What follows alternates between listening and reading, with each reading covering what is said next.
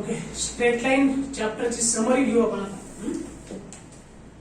Short मध्ये आपण काय काय शिकले आहे ते आपण इथे बघणार आहे.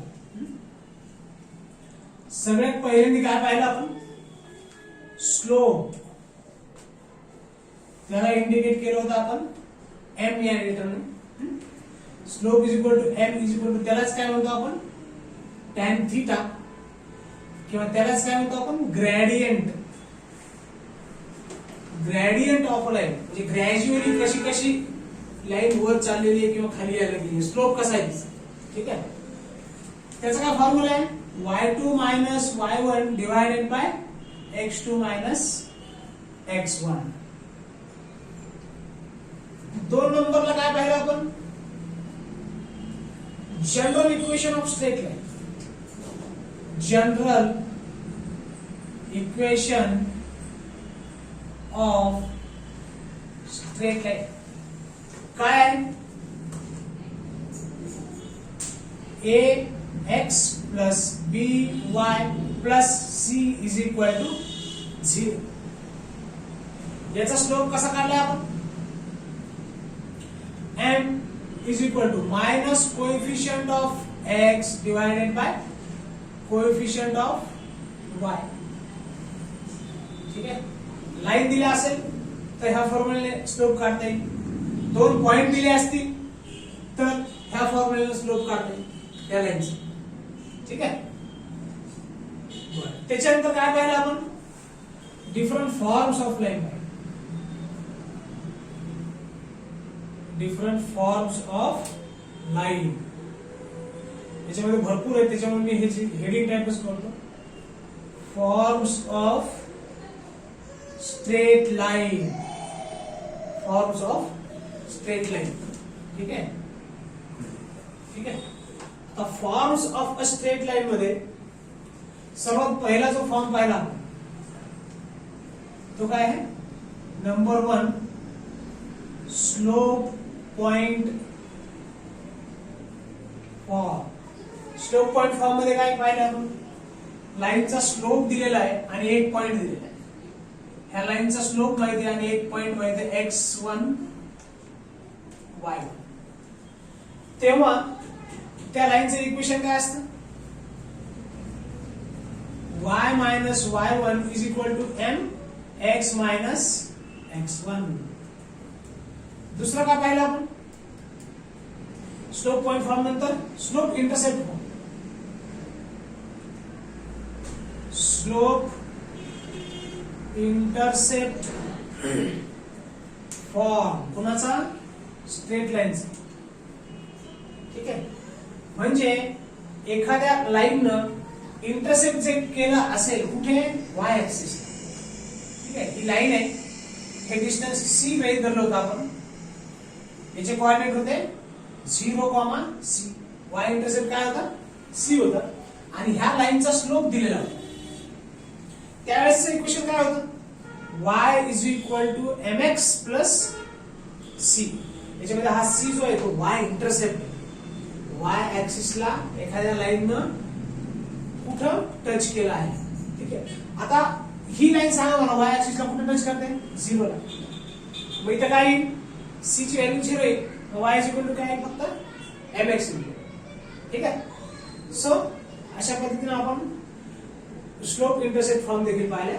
त्याच्यानंतर आहे 2 पॉइंट फॉर्म. 2 पॉइंट फॉर्म म्हणजे काय, ही लाईन आहे, एक लाईन आहे जिचे दोन पॉइंट्स आपल्याला माहिती आहे, x1 y1 आणि x2 y. त्यावेळेस इक्वेशन ऑफ लाईन जर फाइंड करायचं असेल तर काय कसं लिहितो आपण, y minus y1 divided by y2 minus y1 is equal to x minus x1 divided by x2 minus x1. हा काय 2 point form of a straight line. ठीक आहे, त्यानंतर आपण काय पाहिले, कोणचा फॉर्म पाहिला, त्यानंतर डबल इंटरसेप्ट फॉर्म. ठीक आहे, 3 नंबर 4 नंबरला होता डबल इंटरसेप्ट हा टू स्लोप इंटरसेप्ट फॉर्म मध्ये त्यांनी फक्त एक्स ऍक्सिसला टच केलं असं दाखवलं होतं आपण. डबल इंटरसेप्ट फॉर्म मध्ये काय, एखाद्या लाईननं एक्स ऍक्सिसला आणि वाय ऍक्सिसला दोन्ही ऍक्सिसला त्यांनी इंटरसेप्ट केले, त्यावेळेसचा फॉर्म पाहिला आपण. तो काय, x upon a plus y upon b is equal to काय 1. हा स्टँडर्ड फॉर्मॅट आहे. डबल इंटरसेप्ट फॉर्मच्या नंतर काय पाहिलं आपण, नॉर्मल और परपेंडिकुलर फॉर्म. ठीक है, परपेंडिकुलर और नॉर्मल फॉर्म काय तो, परपेंडिकुलर किंवा नॉर्मल फॉर्म काय, x cos p plus y sine p is equal to काय असतं, sorry x cos alpha plus y sine alpha is equal to काय असतं, पी असतं. म्हणजे अशी ही लाईन आहे, ओरिजिन पासून हा परपेंडिकुलर डिस्टन्स म्हणजे काय पी आहे, आणि अल्फा म्हणजे काय, या परपेंडिकुलरने एक्स ऍक्सिसला पॉझिटिव्ह एक्स ऍक्सिसला दिलेला अँगल आहे अल्फा. ठीक आहे, सो हा झाला perpendicular form of a straight line किंवा त्याला नॉर्मल फॉर्म असं देखील म्हणतो आपण. ठीक आहे, त्याच्यानंतर काय बीट पाहिले आपण, कंडिशन ऑफ पॅरलल लाईन आणि परपेंडिकुलर लाईन. 4th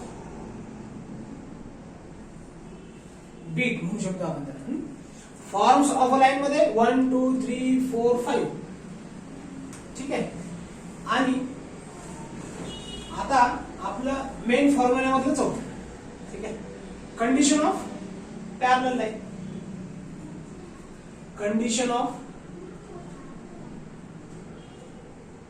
परपेंडिकुलर घेऊ आपण, परपेंडिकुलर लाईन काय हो, m1 m2 is equal to -1. Product of two lines which are perpendicular to each other is -1. म्हणजेच m1 जर पहिल्या लाईनचा स्लोप असेल, समजा याचा स्लोप m1 आहे आणि ह्याला परपेंडिकुलर असलेली कुठलीही लाईन तिचा स्लोप m2 आहे, तर m1 × m2 काय आलं पाहिजे, -1 असणार आहे त्या केसमध्ये. जर ह्या दोन लाईन एकमेकांना परपेंडिकुलर असतील तर, नसतील तर मग काही नसणार. ठीक आहे, 5 नंबरला काय पाहिलं आपण, कंडिशन ऑफ पॅरलल लाईन. 5 नंबरला पाहिलंय condition of two parallel lines. म्हणजे दोन लाईन एकमेकांना पॅरलल तेव्हाच असतील जेव्हा दोघांचाही स्लोप काय असेल, सेम असेल. So m1 is equal to m2. This is the condition of two lines to be parallel to each other. ठीक आहे, त्याच्यानंतर पाहिले आपण intersection of two lines. 5 number झालं. 6 नंबरला पाहिलं आपण इंटरसेप्शन किंवा इंटरसेक्शन ऑफ टू लाईन्स. म्हणजे ही एक लाईन आहे L1 आणि दुसरी लाईन आहे L2. हिचं काहीतरी इक्वेशन आहे a1x plus b1y plus c1 is equal to 0. आणि हिचं काहीतरी एक्सप्रेशन आहे a2x plus b2y plus c2 is equal to 0. तर हा जो पॉइंट आहे तो पॉइंट ऑफ इंटरसेक्शन समजा x, y आहे, x1 y1 आहे. ठीक आहे, तर हे दोन लाईनचे जे इक्वेशन्स आहेत L1 आणि L2 त्यांना सायमल्टेनियसली सॉल्व्ह केला. म्हणजे अगोदर x ची व्हॅल्यू काढून घेतली, नंतर y ची व्हॅल्यू काढून घेतली आणि हे एक्स आणि वाय जे इंटरसेक्शन पॉइंट आहेत ते काढून घेतले. कारण हा जो कॉमन पॉइंट आहे तो लाईन L1 वर पण आहे आणि लाईन L2 वर पण आहे. म्हणून हा जो पी एक्स वाय जो पॉइंट आहे, x1 y1 जो पॉइंट आहे, त्यांनी ह्या दोन्ही इक्वेशनला सॅटिस्फाय करणार आहे. म्हणून आपण सायमल्टेनियसली दोन इक्वेशन सॉल्व्ह करू शकलो आणि एक्स आणि वाय इंटरसेक्शन पॉइंट काढू शकतो. ठीक आहे, इंटरसेक्टिंग पॉइंट काढू शकतो. ठीक आहे, तो होता आपला इंटरसेक्शन ऑफ टू लाईन्स. त्याच्यानंतर आहे 7 नंबरला काय घेतलं आपण? Perpendicular distance of a point from a line. Perpendicular distance of a point from a line.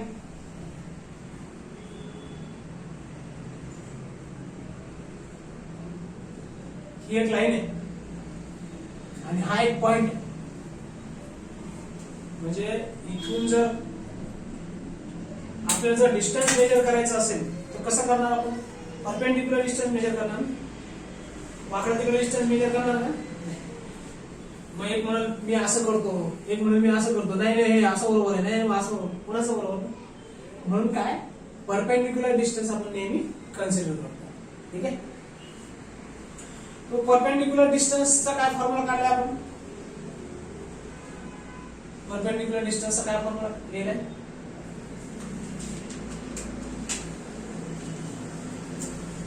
So perpendicular distance x cos alpha plus y cos alpha is equal to b. नाही, सांगा शोधा. Distance of a point from a line is given by is equal to mod मध्ये काय घेतलं? कारण distance never be negative.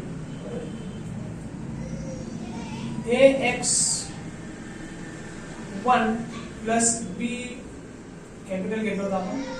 ax1 plus by1 plus c divided by c1 divided by under root a square plus b square.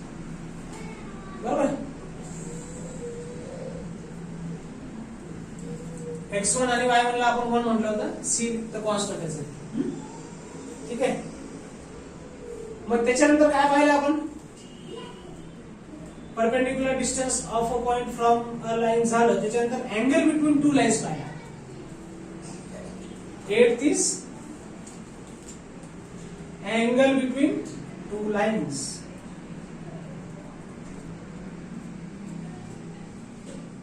Angle between two lines म्हणजे कसं find केलं आपण angle between two lines? लक्षात आहे? सांगा काय पाहिलं होतं पण angle between two lines? tan theta is equal to m1 minus m2 upon 1 plus m1 m2 mod मध्ये. बरोबर आहे.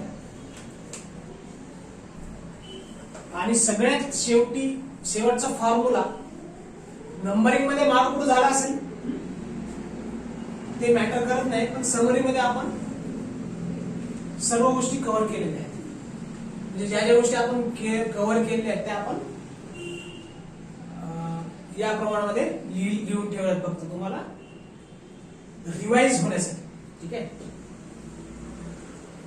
सगळ्यात शेवटी काय पाहिलं आपण? Distance between two parallel lines. Distance between two parallel lines म्हणजे ह्या दोन लाईन्स आहेत तर ह्यांच्या मधलं डिस्टन्स काय ते आपण P2 मायनस P1 फाइंड केलं. ठीक आहे, डिस्टन्स D म्हणा किंवा आपण ज्या प्रमाणात घेतले P2 minus P1 is equal to काय होतं? मॉड मध्ये C1 minus C2 divided by under root A square plus b square. जर तुम्ही 7 नंबरचा आणि 8 नंबरचा 9 नंबरचा फॉर्म्युला पाहिला तर डिनॉमिनेटर दोघांचंही काय अंडर रूट ए स्क्वेअर प्लस बी स्क्वेअरच आहे. ठीक आहे. So this is all about summary of a straight line chapter. ठीक आहे. Almost everything is being covered. सगळ्या गोष्टी ऑलमोस्ट कव्हर झालेल्याच आहेत. फॉर्म्युले इझी आहेत, फक्त बेसिक्स आपल्याला माहित पाहिजे. स्लोप माहित असेल तर बऱ्याच गोष्टी आपल्याला काढता येतात. ठीक आहे. आणि एकावर दुसरा तिसरा चौथा असं डिपेंड असतं. ठीक आहे. नंबरिंग मध्ये थोडं मागं पुढे झालं असेल डोंट वरी. ठीक आहे. So write down.